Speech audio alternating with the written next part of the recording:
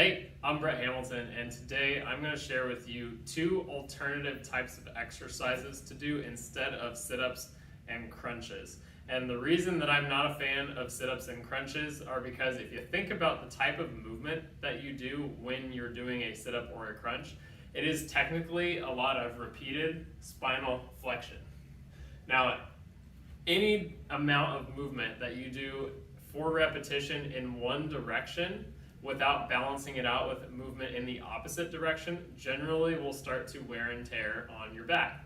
So if you're constantly going in a forward flexion position and we're not balancing it out with a form of extension, that will often cause issues, because if you think about the way that your anatomy of your spine works, all of the nerves on the spinal column are on the back side of your spine.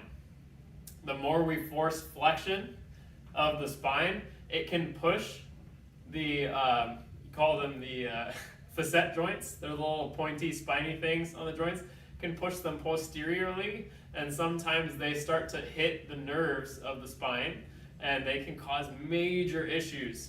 And that's just one example of some of the things that can go wrong with too much repeated movement in one direction. Now, how do we avoid this? Well, there are two types of movements that will keep your core really strong but not cause any type of repeated motion, or it won't make you do any type of repeated motion in one direction. And that's what's kind of cool about it. So the first movement that I want to show you is called the hollow body position. And the hollow body is essentially, if you're lying on your back, if you just bring your knees towards your bottom like this, and just imagine like bracing your stomach like you're bracing for a punch. If somebody were going to come and punch you, like you want to make sure it's tense, right? What you'll feel is you're obviously your tummy gets tight, but the small of your back will just gently press into the floor. And when I say bracing, I'm not flexing my back into position. I'm just bracing. So my spine is actually very, very neutral.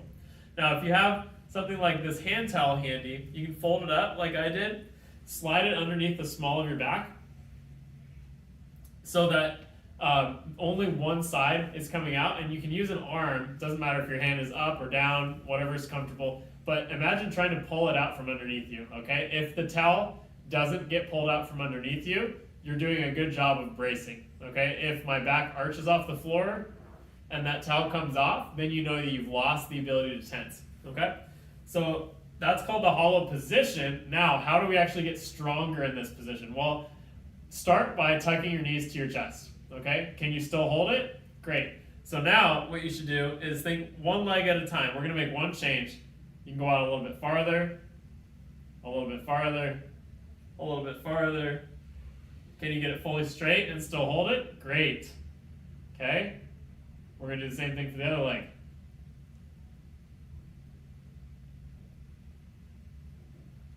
If the towel's still not moving out, oh, came out, whoops. So I lost the tension. So what I just demonstrated for you is an example of how to progress the hollow body hold. And for a lot of people, you will find a position that is going to be challenging for you, and you'll want to stay with that position, okay? Work on building that same position up until you can hold it for at least 30 seconds. And then once you can hold it for 30 seconds, then you can progress and go a little bit farther out. Work on just one leg at a time. So always going to keep one leg tucked, and then work on getting the other leg out until it's straight. And once that leg is straight, then we can work on getting the other leg out, okay? And we're approaching it kind of like a scientist, because if we're only going to change one variable at a time, if that makes sense. So that's why we're only moving one leg at a time, typically. Now, the other type of movement that is really, really valuable is called a leg raise. And the leg raise is very similar to the hollow body hold, because you still do it from the floor, except it's a more dynamic type of movement. We're going to actually be moving the legs instead of keeping them in a static position, okay? So the setup is exactly the same. So start with the towel underneath you, get your tension. I would recommend starting with just tucked knees and see if you can start moving without the towel coming out from underneath you, okay? If you can do that for at least 10 reps, try something a little bit harder. extend the knees a little bit. And now keep the knees at that same angle the whole time. If you can still do that, go a little bit further out.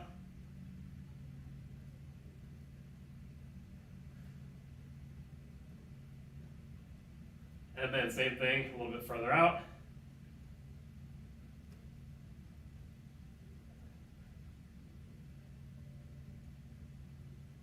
And then eventually, we'll try it straight. If you ever go to a straight leg position, we're actually going to stop in that same position the hollow body hold was in. So about 12 inches off the floor.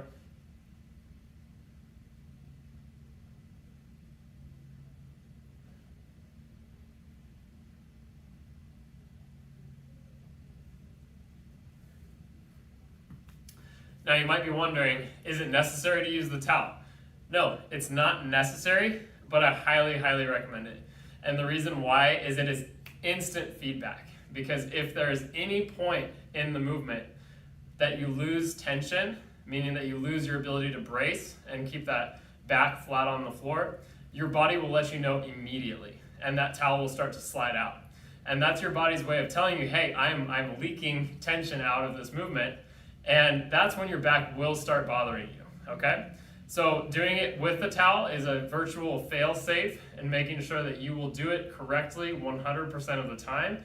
It's gonna ensure that you're feeling the right muscles working all of the time. And what's cool about both movements is that in the hollow body hold and the leg raise, they're not only training the six-pack muscles, which is the muscles that everybody wants to develop, but believe it or not, those muscles are very superficial to your core. They're on the outer layer, okay? Now, the muscles that we really want to be getting at are the muscles that are more deep, that are closer to the spine or go right along the spine, because those are the deep spine stabilizer muscles. There's many ones that often will only work involuntarily, and in order to get them to work, we have to learn how to brace them properly. And the towel helps you understand how to use those muscles, because as soon as you start pulling on the towel, your body has to brace those muscles and contract them. Otherwise, the towel will slide out right away.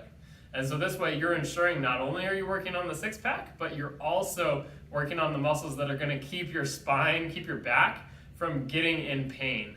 And this is going to take you farther and farther and farther away from pain. And just to let you know, there are many other exercises that you can progress to beyond the hollow body hold and the leg raises from the floor. But think of these exercises as a foundation of them, okay? So if you have any questions about these movements, leave them below in the comments. If you think this information is valuable and could benefit a friend or family or loved one, go ahead and hit that share button, send it to them. And as always, thanks for watching, and I'll catch you in the next video.